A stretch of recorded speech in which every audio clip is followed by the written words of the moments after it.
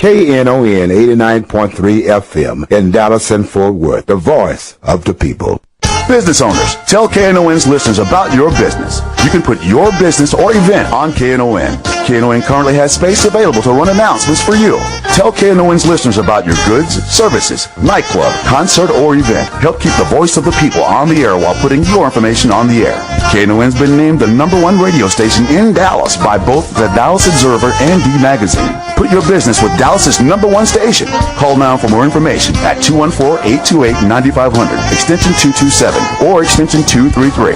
For more information, go to KNON.org and click on the Run Spots on KNON page. It's a great way for your business to support community radio while letting more people know about you.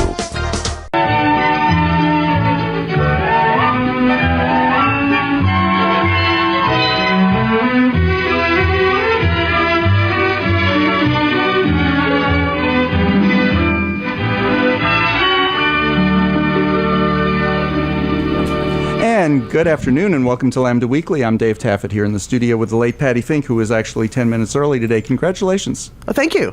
Thank you. Laurent will be back with us next week. He's out for the holiday because he has lots of guests at home. We have a wonderful guest with us today. Her name is Representative Celia Isreal. This was her first session in the Texas legislature, and she stood toe-to-toe with a whole bunch of good old party boys from around the state. And yep, every time, put your money on the lesbian. That's right. That's what I say. That is absolutely because right. she won. You know how much they got? Nothing. Celia, thank you for being with us. No, thanks for having me. Oh, we're delighted to have you. Patty wanted to start with bill number 2065. Do you love this? Nobody knows what we're talking about. Tell us what that was and what happened.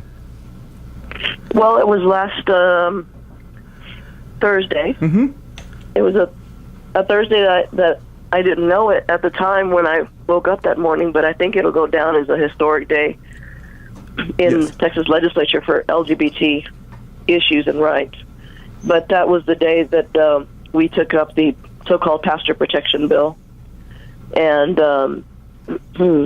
as you guys know, it's a contentious issue, but I just thought it was time to take the wind out of their sails and not let them have their own personal connection to Jesus and to Christianity. And I went up there and talked a little bit about my background as a Roman Catholic, and I'm ad-libbing here, but I said,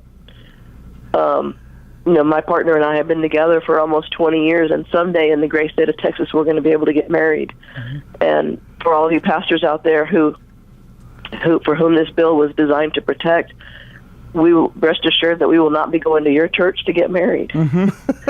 And why would somebody? This drives me nuts. Why would you go to a pastor who hates you and ask him to marry you? I mean, I know it just makes me nuts sometimes thinking that even. Well, apparently it was worth stating the obvious at the front microphone there below the Speaker of the House, to simply say that, to say, we support the United States Constitution, we support freedom of religion, and we are people of faith. We are not going to go where we're not welcome and supported and loved. And with that, I closed and said, this Roman Catholic urges you to vote yes on the pastor protection bill. Mm-hmm. And it took them by surprise. They were ready for a boxing match, and we just weren't going to have any of it. Mm-hmm. I have to say, it was absolutely brilliant, Celia. It was amazing. I was watching it live on my computer. Thanks. And I was like, what the hell? And then I understood it immediately when you began talking, and I was getting it immediately. I'm like, oh my God, she has totally turned the tables on this whole room. Mm-hmm. The entire chamber. They're probably, dumbfounded there. Like, what is she doing? I have to tell you, when I you know 1 or 2 days ahead of time what's coming up on the calendar.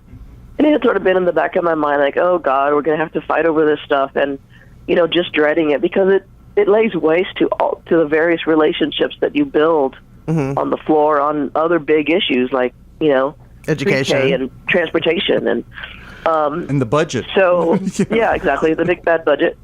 So I wasn't looking forward to it, but the day before we were talking with my staff was talking with Equality Texas and the Freedom Network, and there was some back and forth about, do we vote yes, do we vote no, do we vote present not voting? And there was, Equality Texas kind of came up that morning and suggested, you should either white light it or just vote yes. And when I left my office to go to the floor, I was like, I just can't do it. I can't vote yes. But our good friend Glenn Maxey caught me as I was going onto the floor and said, "What if that whole board was just green? Mm-hmm. And what are they going to get angry about tomorrow morning?" Mm-hmm. And I let that sink in, and I talked to a few of my colleagues on the floor, and they were shocked that I was even suggesting it. Mm-hmm. But as it started simmering, they kind of got it, and they said, if you're going there, we'll go there with you. And it was kind of a roll of the dice. And as you guys may know, when you're a freshman, you have to figure out the time and the place and your volume. You know, when do I speak up, and when is it appropriate? And this apparently turned out to be a very appropriate time for me to give a little speech. Mm-hmm. You know, and this amendment, it doesn't do anything. Basically, all it does is it allows pastors to not perform same-sex weddings if they don't want to. I know Texans don't believe this, but that's covered in the Constitution, and Texans actually are covered by the Constitution. A lot of Texans don't believe that, but that's because the Second Amendment to them is in neon, in bold italics and underlined, and they can't see the First Amendment from the glow of the Second, I think. You know, but we're friendly with former State Representative Harriet Earhart. In fact, she's going to be on our show next week. And one of the things that Harriet always said was, you know, sometimes when some of the best debates, she said she sat in on, people really sat and listened to each other. And she said what happens then is that you end up coming up with better legislation because it actually helps more people. And if they feel a little bit more secure and safe and as if they've done something and they can go back to their constituents and said, I've protected you, and it does nothing to hurt us, not one single thing, because they're covered already. Who cares? You know, give it to them. Yeah, we gave them their bill that they wanted. It may not have been exactly how they planned it was going to be. I think if you saw the video, there was some of my Republican colleagues behind me who had this big smile on their face when I said I was speaking for the bill, and the smile slowly dimmed when they realized the message that I was delivering about why I was voting for the bill. So, you know, it was transformative, wasn't it? Apparently, I mean, I was a little nervous. You know, how is this going to sound? You know, I think as most of us who are LGBT, that's not our first identifier. You know, we're a lawyer, we're a chef, we're a whatever, and on the floor of the House, I'm an advocate for multimodal transportation, and you know, that's the things that really get me going, and it's a big issue in my district. So when you have to take off the hat and be the lesbian, you know, it's okay, bring it on, here I am. And so in that sense, it was a little bit off message from what I've been doing in the legislature, but you know, I'm not going to shy away from it, and it turned out to be a very appropriate time to speak up for our community. But you know, it'll have other effects too, I think. Other members of the legislature are going to remember you. There are 150 members of the House. You know, some are the ones who just go along and they introduce some bills and they get some stuff done, but basically they just go along. And then there are some who are out there and, you know, both fists swinging, and I think you're going to be one of those, especially this is your first full session. For listeners who don't know, Celia represents a district in Austin. She replaced somebody midterm, the term before. But Celia, I think people are just going to know you now as the person who stood up to the Tea Party and won. Well, thank you for characterizing it that way, because we really didn't know how it would play out. Yeah. And it was brilliant. You know, it was brilliant, really. Thank you. It worked out. I don't claim to be brilliant. I just follow my heart. And it came into place. I have a lot of my colleagues now who want to be invited to my wedding, and which I hadn't really planned before, but I had a lot of my Democratic colleagues were cheering me on and supportive, and several of my Republican colleagues came up to me afterwards and said, "You did a great job." Yeah. I mean, they were sincere and from the heart. And some of them said, I don't agree with you, but I like the way you said what you said. And I think they appreciate that. All you can do is be who you are. Our BS radar as politicians is pretty good, and so I think they appreciated that, and they saw me in a different light than they had, and that's only good. Sure, it's only good. Don't you know in their caucuses in the future they're going to be going, "Got to watch that Isreal man. You don't know what she's going to pull. Be careful." Maybe you shouldn't introduce that because you know what she'll do. She'll just turn it around. And she's going to vote for it. Yeah, she's going to vote with you. Yes. What would Isreal do? Yeah, exactly. And that was so great too when they started. There were several members who were Democrats who were establishing intent. The intent of the bill and to get on the record for that, and then you came along and just kind of blew up the room, and then Rafael and Chia came on and Mary Gonzalez, and it was just an amazing moment. And I recommend listeners look it up. We'll get a post up about where you can see the video on our Facebook page and website, and you guys can go by and see this because it was really an amazing moment in LGBT history in Texas. Now, one of the things that didn't happen was this Thursday that it got voted on? Thursday. Was Cecil Bell's bill didn't get on as an amendment, and there were rumors that it would. Tell us what Cecil Bell's bill would have done, and do you know what happened that it didn't get on the bill? Well, unfortunately, Mr. Bell is getting quite the reputation in our community as being simply the anti-gay guy.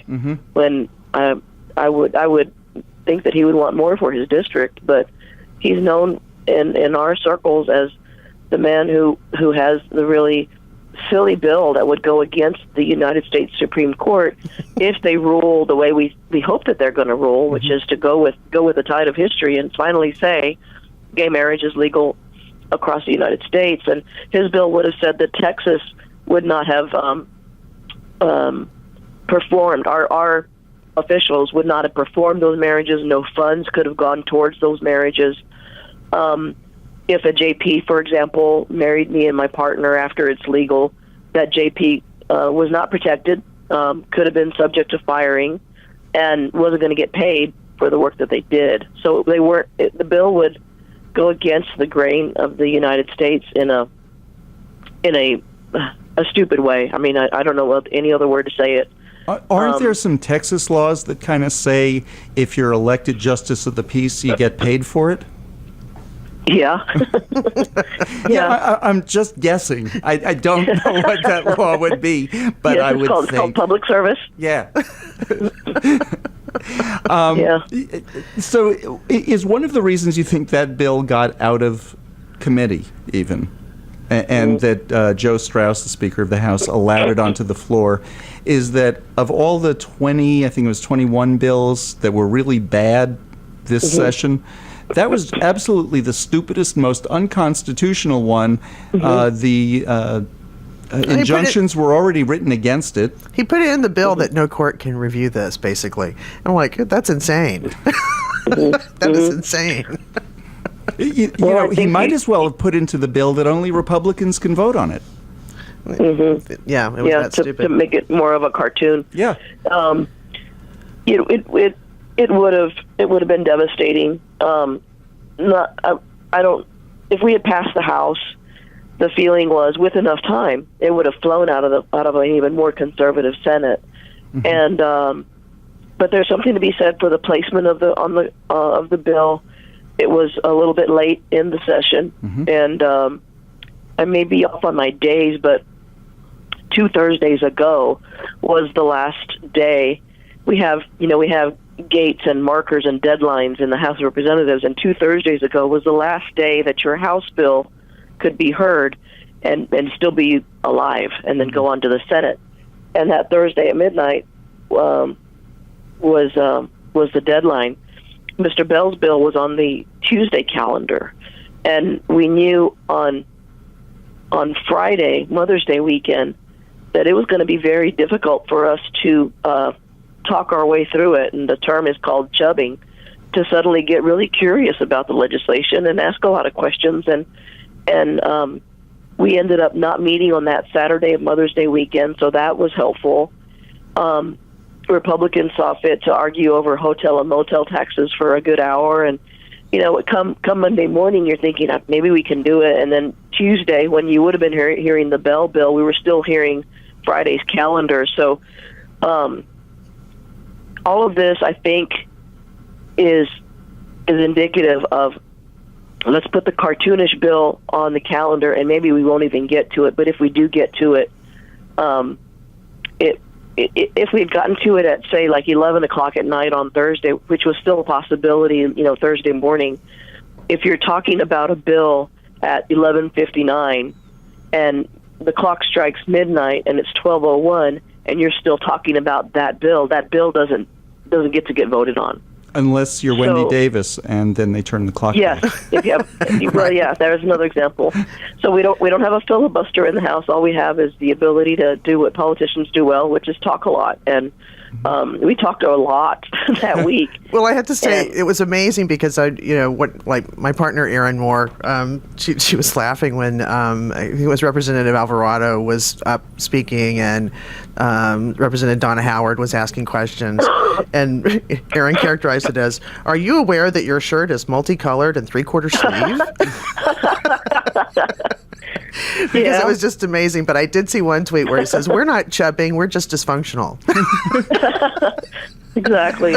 Celia, we need to take a quick break. Stick with us. Okay. You're listening to Lambda Weekly on 89.3 Knon FM. I'm Dave Taffet here in the studio with the late Patti Fink. We'll be back with more with Representative Celia Isreal from Austin right after this. This is William. I download Lambda Weekly podcast from lambdaweekly.com.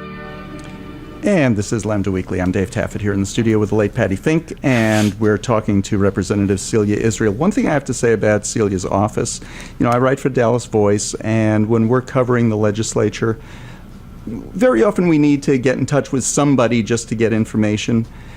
Her office is the best office. Celia, you really have the best staff. They would call our office and say, hey, here's a heads up what's coming up. They would send us stuff. They sent us emails and all kinds of other stuff. We have some great representatives right here in Dallas, but your office has just been above and beyond.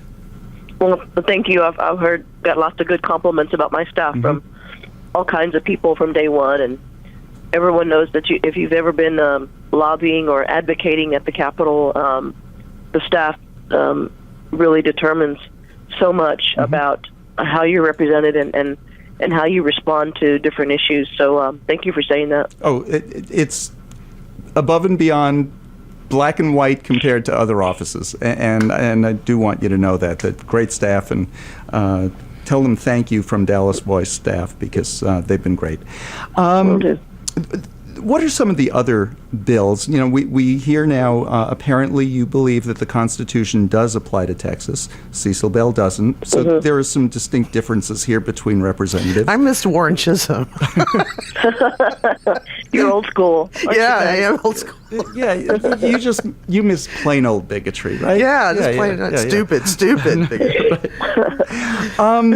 There were a whole bunch of other bad bills that were introduced this session. A lot of them weren't going to get a hearing, but they were introduced just for the right to, for bragging rights, I guess. What were some of the ones that worried you this session? Well, Mr. Bell's bill was the big, looming one. The other ones, I'm struggling to. I don't know that they got hearings, actually, guys. I mean, those all went to the State Affairs Committee, and the chairman. If you follow the legislature, you know that everything happens by committee. Who the chairman or chairwoman is determines what flows and what doesn't flow. And the fact that Mr. Bell's bill flowed, but at and at that point in the calendar, as we discussed, is indicative. Chairman Cook is a conservative Republican and a lieutenant, so to speak, so-called of Speaker Strauss, and very, very a big-hearted and generous person, I have to say. And I think he, for example, gave a hearing to Rafael Anchia's bill about a birth certificate being truly reflective of who your parents are, even if your parents are a mom and a mom or a dad and a dad. He didn't have to give that a hearing, and he gave it a hearing quite early in the session. And it caused a stir when the so-called Christians went up there and said this was a bad thing. And Mr. Cook interrupted them and said, why is it a bad thing if you're, these couples are taking kids who might otherwise, continue to go from foster home to foster home. So why is it a bad thing that their birth certificate just speaks truth to who that kid's parents are?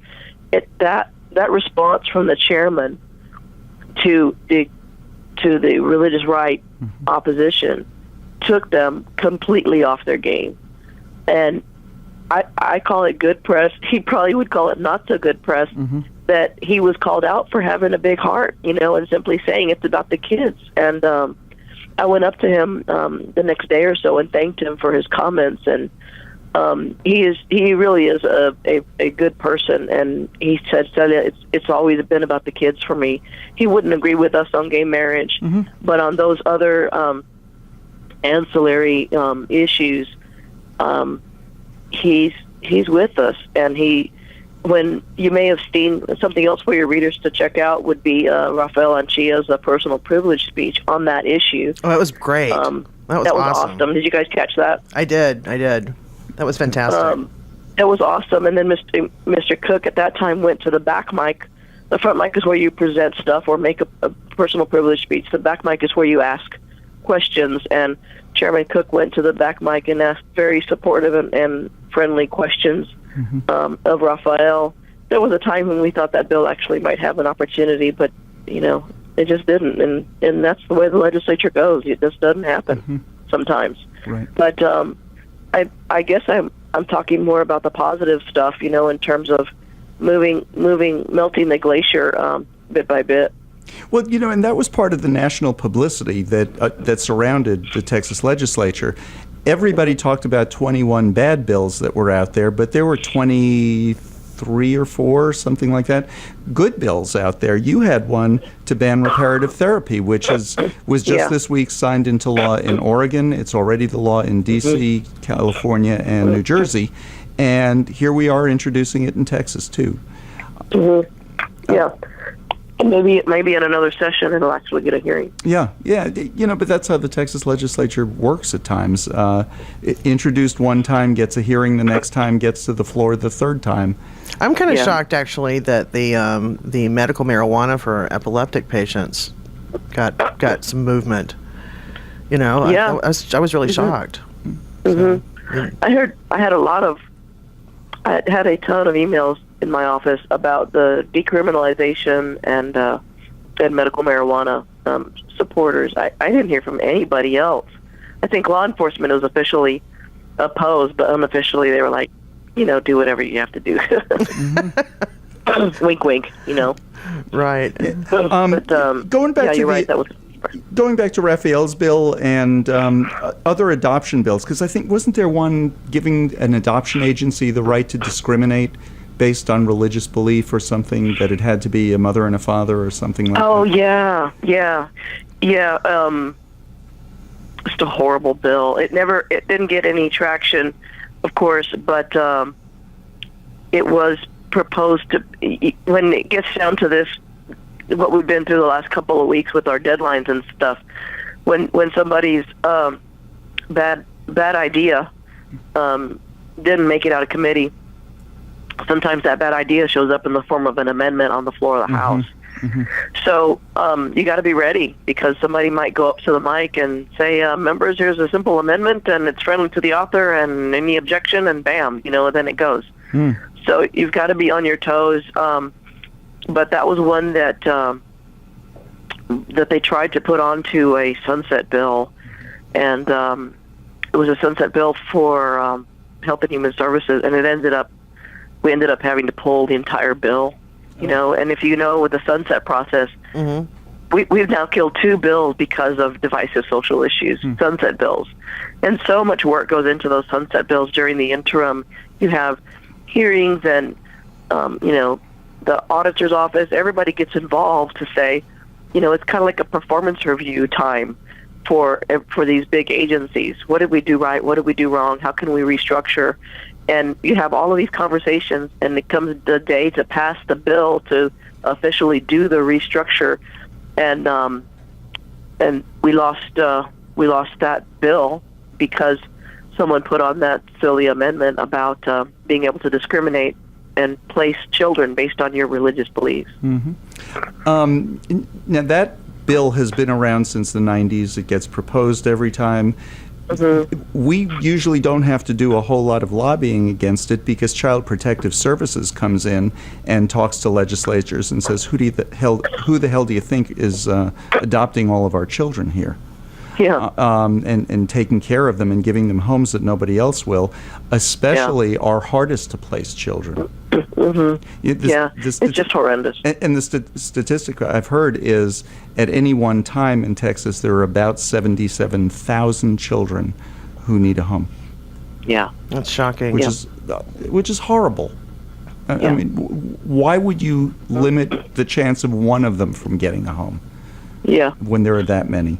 So Child Protective Services is the one who jumps in there and just says, no, this is I don't think Jesus would like that. Well, and 2106 never gets any movement to repeal 2106. I know. You know what's really crazy about that? I do classes at the Dallas Police Academy, and the organization I'm with has been doing it since 1993. And we have to say, pull out your Texas Penal Code book and turn to section 2106, and you see in tiny print with an asterisk that it's unconstitutional. And they say, why don't they just take it out of the book? You know, just don't print it. I'm like, that's a great question, you know? And every session for over 10 years now, we've introduced bills in the legislature to take it out. It's a waste of ink and paper. If only Patti was queen. If only, yes. Can you introduce a bill or an amendment to a bill making Patti queen? We can do like a really cool honorary document. It holds no weight. You will have no subjects and no budget. That's okay. We would like that. I'll see what we can do. Okay, It'll make you. It'll validate your years of advocacy. It will. Thank you. That would be awesome. That would be so awesome. Or Empress. You have to find a good title. Well, you know, Sure. Glenn Maxey is Czarina, so I can't really take that, can I? No. Think of something else. That would be so cool. You know, earlier we were talking about what a wonderful office you have, and one of the people who very often works out of your office, the few times I was down in Austin this session, he was always there, is Glenn. One of the other people who works in your office is Suzanne Bryant. Not Suzanne, Sarah, good friend, Suzanne's wife. Tell us the story about how they ended up legally getting married in Texas, and what happened. Well, by way of background, the reason Suzanne was in my office in the first place, for those of us of a certain age, we remember that back in the good old days, we had a woman who was the governor named Ann Richards, and she did good things amongst the land, and she appointed Sarah Goodfriend to the Public Utility Commission, and at the time, it was unheard of. Like, oh my God, she's a lesbian. You know, like how much? How can lesbians regulate public utilities? You know, Sarah. I think I said Suzanne. Sarah is an economist by profession, and an economist with energy background, obviously. So, she and I were talking, and I said, you know, you want to just be in the office, and you can help my staff out who don't have your experience, and you know, you raise a flag when I need to pay attention to a energy or regulatory environmental issue, and she was all over it. And so that's why Sarah was in the office, and on a part-time basis. But she and Suzanne had been looking for quite some time for that window to get married as a Texas couple, and they were ready to pounce, and our friend Glenn Maxey had something to do with it there in the back room as well. Yeah, Glenn has something to do with anything. I know, he's a little troublemaker. Yeah. And he would wear that as a badge of honor. Yeah, it was all very hush hush, and it was just funny to see. They found their window, and went to the Travis County.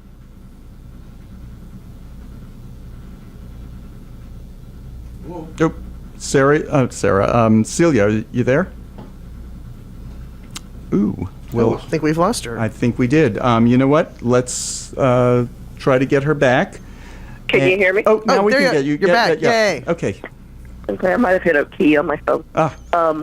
But it was funny to see Attorney General Paxton, like hours later, scurry over to the Supreme Court and file a lawsuit and, get all puffed up about it. His head was spinning like Linda Blair in The Exorcist. It's like his head, it's spinning or exploding, one or the other. Yes. Veins popping off the top of head. Exactly. Green pea soup coming out of his mouth. I don't know that they're so out of touch, in my view, with mainstream Texas and the younger people in the state of Texas who have no party affiliation, who may not even be good voters. We know how hard it is to get people to vote. They feel very strongly about LGBT rights, and if you're planning the future of the Republican Party, it looks very bleak, because in the year 2015 they're fighting gay marriage with every ounce of energy that they have, and they're killing their party. And then you add on to that, you have a governor who has endorsed this Jade Helm 15 hysteria, and they become all part of that. We need to talk about that separately, because I'm sure Celia has some inside information about how Obama is going to be invading Texas. But I want to get back to Sarah and Suzanne. So they filed a lawsuit because Sarah had a form of cancer that she's doing well still? Yeah, she's doing great. Right, she's getting good reports, good health reports back. She's beating it. Great, but the judge in the meantime ruled that because of a health issue, that it was an emergency, and that the Austin County clerk could issue them a marriage license. So they got married real quickly. Yeah, that morning.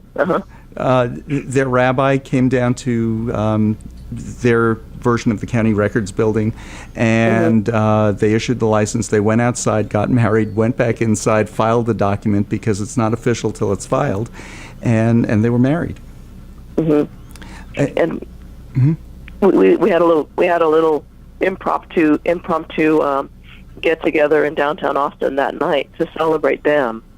And it's not easy for them to put themselves out that way, but that's we owe them a debt of gratitude for shaking people up if they're so stuck in their own version of family and Christianity. To have this professional couple who have such a great reputation in Austin go out on the limb for all of us. We owe them a debt of gratitude, really, for doing that. Yeah, because Suzanne is an attorney. She handles a lot of adoptions, especially same-sex adoption. She did one in my office here in Dallas. And she is well known for bringing families together. Imagine that a lesbian might be doing that.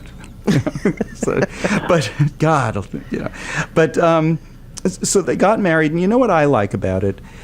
It brought a marriage to Texas that was widely publicized, and the sun rose the next day and the sun set, and all these horrible things that they're talking about are going to happen. And it's funny because some of the things are, if the Supreme Court then God is going to such and such. So God isn't concerned with 37 marriage equality states, but 50, that could be just a little bit too much. Yeah, I don't get that version of religion either. But Sarah and Suzanne's wedding really shows that, yes, we can have a marriage in Texas and nobody got hurt. And I heard from the mainstream media. They watch when any of us go onto those websites, and we click on a story. Mm-hmm. That story blew up the servers in the Austin American-Statesman. Yeah. There's a real and definite mainstream out there who doesn't get why we're fighting this the way in which we're fighting it, and we've got to just stay true and keep fighting, because I think we're on the right side of Jesus. Exactly. We need to take a break, and in that same vein, yesterday Ireland voted overwhelmingly by popular vote. Like in a 70% turnout. Can you imagine? A huge turnout. Wow. Lots of new voters who registered. They said they never had this many new voters register for a referendum before. That's cool. More than 60% voted for it, and including a number of people from the church. Ireland's a very Catholic country, and Catholic priests, despite their church, came out for same-sex marriage, and the church did not strongly oppose it, it seems, because I guess they're trying to sort of not be on the wrong side of history, which is nice to see, and supports the Supreme Court when they come out with theirs, that, yeah, people can vote for this and live. So you're listening to Lambda Weekly on 89.3 KNON FM. I'm Dave Taffet here in the studio with the late Patti Fink. We're talking to Representative Celia Isreal from Austin. We'll be back with more right after this. Hi, this is Patti Fink, and you're listening to Lambda Weekly on 89.3 KNON FM. And this is Lambda Weekly. I'm Dave Taffet here with the late Patti Fink. And our guest is State Representative Celia Isreal. Okay, now, Celia, we have something very serious coming up. Obama is invading Texas. We know you have inside information on it. The Texas State Guard has been called out to watch these dangerous military maneuvers. Did they actually brief you on this nonsense, or are they laughing about it in Austin, I hope? The DPS has gotten very good about sending us updates, and they did send us an update about this, but it was a very mild sort of update. I really can't believe the governor did that. But it was interesting. I don't know if you guys saw, there's a state representative, and I know I'm going to forget his last name. Was it Todd Smith? Oh, from Irving. I think it's from up here. Did you catch his letter by any chance? Yes, where he basically said, "Are you crazy?" Mm-hmm. Yeah, former state rep, recent Republican rep, right? Yeah. Wasn't that long ago that he served in the Texas House? Well, he was Tea Partied out. Yeah, it's people like that I was so glad to hear his voice, that they need to take their party back for the good of Texas. We need those people to get a backbone, get a sense of pride about their party, and speak up for the party that they grew up in. If that's wasn't my thing, but they need to speak up for their Republican principles, and we'll. Oh, we lost you too. Yeah, we lost you again, Celia. I bet she pushed that button. I bet I did. Am I back? You're back. You are back. Yes. Welcome back. So yeah, it gets a little crazy. But I was very surprised to see Governor Abbott make that move, and I suspect he was surprised at the recoil that he caught when he did that. And I love that Ted Cruz has joined in too. I mean, I would love for it just to stick all over them for a very, very long time, at least into another election where they have to face voters in the face of being that idiotic. I mean, tunnels in the under Walmarts that have been closed because of plumbing issues. I know. It's just insane. All of it is. It is. Yeah. We don't get them. Somebody up here who works for FEMA, she keeps posting things like, well, I've been to Walmart and we've been taking care of the issues. Looks like we can house 30,000 people in this FEMA camp. Just feed the crazy. Feed the crazy. You might as well, because you're not going to convince them. It just seems like you're not going to convince them that this is just nuts. But they're very loud and they're very active, and they're killing the Republican Party. Mm-hmm. They are indeed. And we've been recently upset with a former city council member here in Dallas, who is now a colleague of yours in the House, Linda Coop, who signed that letter. After 4105 died. Explain what the letter was, because the letter was basically saying we as Texans, and I guess the only Christians, support traditional marriage, and between a man and a woman the way it's always been, and that was 93 of 98 Republicans, and I was shocked because my rep is Jason Villalba, and he didn't sign it, and he didn't sign it because it was. It was not reasonable to sign it. Other people who didn't sign it didn't do so because it wasn't extreme enough. But Linda Coop signed that letter, and we were shocked here because she has been such a supporter of us. And she has a gay brother. And it's been just a really moderate. In fact, you couldn't. I don't think you could tell what her party was when she sat on a nonpartisan Dallas City Council. No. And she was on the dartboard, and she's just been amazing. And then so it's very disappointing to see somebody like that get sucked in. Are you banned from her Facebook page now? Probably. Yeah, I am too. So she's a very nice woman, and yes, she is. There's several other examples of people of that description. Mm-hmm. Solid in the community, moderate in their views, mm-hmm. and whose arms were twisted to sign that letter. Mm-hmm. Yeah, and it's sad because when she was elected here, people who are not Republicans were saying, "Oh, good, Linda Coop got that seat because she won that seat from crazy." Yeah. Yes, she did. Yeah. I'm not naming names. I'm not either. But she did, and everybody was delighted here that she won that seat. Yep. She was a good city council person when she was on the council here. So we were gobsmacked. Yeah. I'll tell you a story about one of my colleagues who did not sign that letter. Represents Williamson County, mm-hmm. Round Rock, and I thanked him. I said, Am I right that you didn't sign the letter? And he said, yeah, I did. I couldn't do it. I just couldn't do it. He mentioned that it's wrong for the party, and it was the wrong thing to do. He said he has never received so many thank yous from his district before, and I think that's good. That he's not torn up or beaten up over it. Rather, he's actually received a lot of kudos and thank yous from people in his district for doing something that you and I think is just a rational thing to do. Mm-hmm. Oh, that's great. That's really great. But you know what? Once marriage passes, and after we get through the first week where, in 5 counties or so, it'll be a no-brainer to start doing marriages, and in another 200 and some odd counties, they won't be able to figure out what to do until they figure it out. I think most people are going to be, oh, is that all? They just get a marriage license and then they can file joint taxes?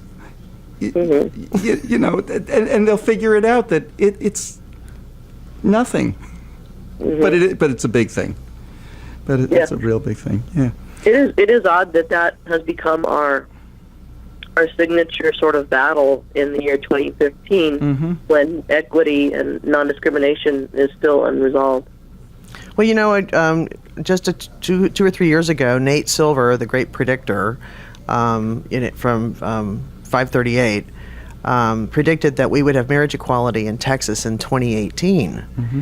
And we've been having debates here on the show. It's a running, standing argument about who will be number 50, and we believe Texas is trying to be number 50. Mm-hmm. Competing with some heavy hitters like Louisiana and Arkansas, or actually Mississippi and Alabama. But we saw these bills come, and we thought, man, that's how they're going to do it. They're just going to drag it out in court. Mm-hmm. They're going to make it, put all these obstacles in the way. and then we have to go to court, and we'll win eventually. You know, so in that way, Cecil Bell's bill dying the way it did was a good thing because it makes that whole court argument moot, kind of. It does. Yeah, the legislature didn't vote for this, so. So who do you think Celia is going to be number 50? Oh my God! Well, let's hope it's Louisiana, not us. Yeah, that's right. You know why I don't want it to be us? Because if it's us, it means that we are having this protracted battle, and Texas is so big that, in a smaller state, they can work it out easier. There just aren't as many counties, not as many jurisdictions, not as many people involved. I want to get into, we have about 10 minutes left. What's left in the legislature now? The budget battle is the last big thing. Is that what you're up to now? Yeah, that's essentially it. It's being printed as we speak. And, it was disappointing. There's big ticket items in there that you put together a conference committee made up of House and Senate members, and they theoretically that they go in there and haggle through things, and they did a lot of work. I don't mean to diminish my colleagues' work at all. They did a lot of work for all of us. Mm-hmm. But if you look at the optics of the budget, there's a big difference between the Senate seemed to have gotten their way. One example is border security spending, which I hate to even say that phrase, border security spending.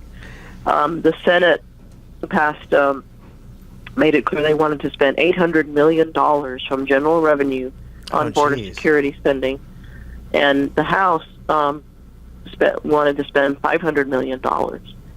So naive me, I think, okay, well, they're going to go into conference and they'll come back, with a $600 or $650 million figure, and we'll just have to accept it. No, the Senate got their $800 million in the budget, and we passed. Governor Abbott made pre-K an emergency item, but the pre-K that we're getting is a half-day pre-K, and schools that want to do it have to apply for the grant. Oh, geez. Oh man, that's... And so I don't know the exact figure, but if we had taken just some of that border money, for example, and just scooted it on over and done a real robust full-day pre-K, our kids in pre-K learn to love to read. They learn to love to go to school. How many studies do we have to see that show how important early childhood education is? That's where all of their educational habits are formed. That's where it all happens. Yeah. And for us to shortchange those families and then to thump our chest and say, hey, look, we got half-day pre-K. There's some school districts who have full-day pre-K, but they're funding it because they believe in it. But it's we'll see the politics afterwards when the governor is really, really proud of this half-day pre-K that it really is essentially a grant program and an underfunded pre-K program. So for our listeners out there, that's the juxtaposition of what we're looking at. We're leaving $2 billion on the table based on the spending cap that we didn't even touch. There's $11 billion in our rainy day fund that we didn't touch. I think we did pass a bill, I think, that feeds off of the interest from that. But, it's just this holy purse that we can't touch. And I don't know about you, but up here, we sure have been having rainy days. Thank you. I think it's time to spend a little bit of that money on something like education. So that's the vote that's coming up. At least you kept abstinence-only education intact so that we don't have to teach kids honestly about sex. So that's a major accomplishment. Congratulations on that one. Yeah. Well, even the state of Oklahoma has a full-day pre-K. And they think that's really important, and they made it important in their budget even. It's like, wait, why can't we be like Oklahoma? And I hate to say, Patty. I know, like marriage equality state Oklahoma. Marriage equality, sort of saying, are they in on the Jade Helm? They don't have a governor that's signing this kind of stuff. I'm jealous. I know. I want in. I hate to admit it. I'm not going to admit it. I'm not going to admit it. They can't make me do it. Right. Yeah, right. Okay, so the budget is coming up. Can any of these bad bills come back as amendments?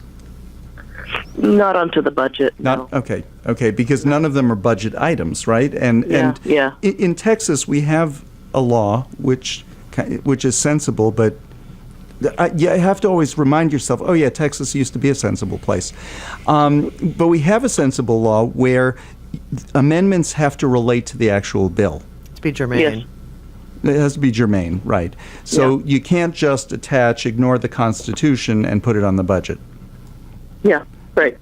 So the session is over June the 1st, and there's, I think it's about at least a couple hundred Senate bills that still have to get through the House or be voted on in the House. So it's a floor game. It's an amendment game that you watch for on all of those bills, and it's and these are regular Senate bills, not exactly, budget bills. Yeah. Oh, okay. Yeah. Any warning there yet? I'm sorry. Any warning of bad bills or controversial bills or bills that relate to any of this stuff? Like anything about Child Protective Services that a bad amendment could go to? The most recent example was that sunset bill that that came through. So we do have to be watchful, and the key really is to be partisan about it is for the Democrats to be talking to one another. One office hears of something and another office hears of something else. So we should be talking to each other to make sure we need to watch out, or that pink dome becomes a big, huge gossip chamber, and you just need to be listening. Who's doing what and who's messing with who, and let's get out of here and do as little damage as possible. I am disappointed in the budget, and I am disappointed that Texas didn't step up to the plate in a year in which we had so much money. Yeah, no kidding. It's a lost opportunity. So all this money that's going for border security, what is the money going to do? It's to hire, I think it's 250 DPS troopers, because we've been doing the Texas Guard. And I'm from the border. I'm from El Paso, Texas. I'm a border girl, and I have a huge amount of respect for those border communities that when we talk about them as if they're war zones, which is a quote that was put out there on the floor of the Texas House. Even though El Paso is the safest city of its size in the country. Yeah. As far as crime rate goes. There's so much commerce that happens with Mexico. Our third largest port of entry is in Laredo. It's New York, Los Angeles, and then it's Laredo, Texas. So when we trash these communities from the state capital, don't you think they feel like crap when all we do is talk negatively about their community? We're taking what should have been a humanitarian crisis last year, and we turned it into a so-called military crisis. And I'm embarrassed by how we responded, and now in which we are building a military-industrial complex along the border, simply to say our president isn't doing anything, so we're going to have to do it. And disregarding the fact that the president, the federal government, not President Obama, has quadrupled our presence on the border since 9/11. And has deported more people than any president before him. Yeah. It's well, but we wouldn't crazy. want to give Obama credit for anything, although the immigrant community would not call that credit, but right. Yeah. we but don't. If your argument is secure the border and then we can do a path to citizenship, my God, what else do we need to do? At what point do you say it's sealed? Do you want it? Do you want to vacuum seal it, or what? What do you want to do? That could be a lot of GoPros for $800 million. Yeah. Yeah. We are completely out of time. Celia, I want to thank you so much for being here. One quick last question. We have 2 Texans who are running for president. Will you be supporting Rick Perry or Ted Cruz? Well, I'll have to sit down and... You have to think about it, huh? Yeah, it's going to be an exciting year. We'll have an honorary Texan named Hillary Clinton who'll get some votes out for us, I hope. Yay! Celia, thanks so much for being with us. Okay, guys, Yes, thanks for all you do. Oh, Thanks thank for you. all you're doing. It's just amazing. Yeah, and we'll be back next week with more Lambda Weekly. Our guest is Harriet Earhart, former Harriet state rep. Interesting show. Yeah. Yeah, we'll Thanks be, so much, Celia. Yeah, Okay, guys, take care. thanks. Bye-bye. KNON 89.3 FM in Dallas and Fort Worth, the voice of the people. Business owners, tell KNON's listeners about your business. You can put your business or event on KNON. KNON currently has space available to run announcements for you. Tell KNON's listeners about your goods, services, nightclub, concert, or event. Help keep the voice of the people on the air while putting your information on the air. KNON's been named the #1 radio station in Dallas by both the Dallas Observer and D Magazine. Put your business with Dallas's #1 station. Call now for more information at 214-828-9500, extension 227, or extension 233. For more information, go to KNON.org and click on the Run Spots on KNON page. It's a great way for your business to support community radio while letting more people know about you.